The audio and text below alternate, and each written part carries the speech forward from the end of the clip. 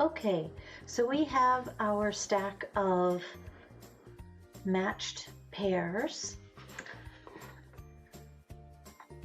that we've cut together. I'm just going to I'll set them over here so I can easily grab them.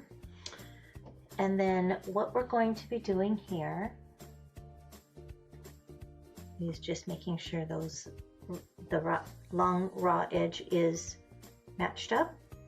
And again, making sure that seam is nested nicely, butted up against each other. And if that's going in that direction, that means the seam on the bottom is going towards me. And what that will do is it will lock the nested seam together and we'll get a nice point in the center of the unit.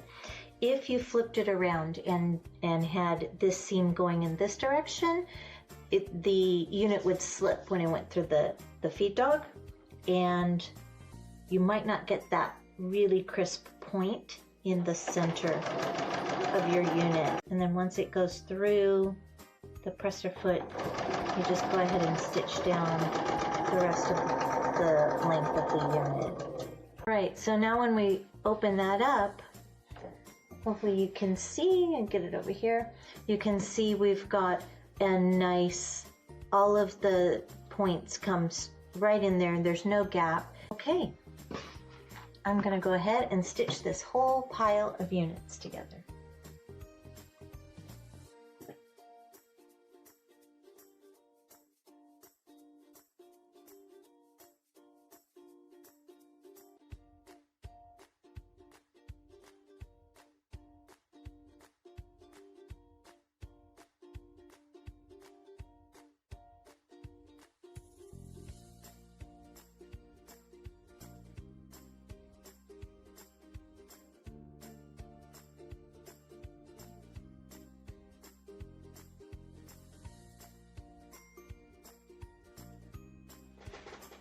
Okay, we've finished sewing all of our 4-patch units together, and now it's time to go over to the ironing board and get them pressed.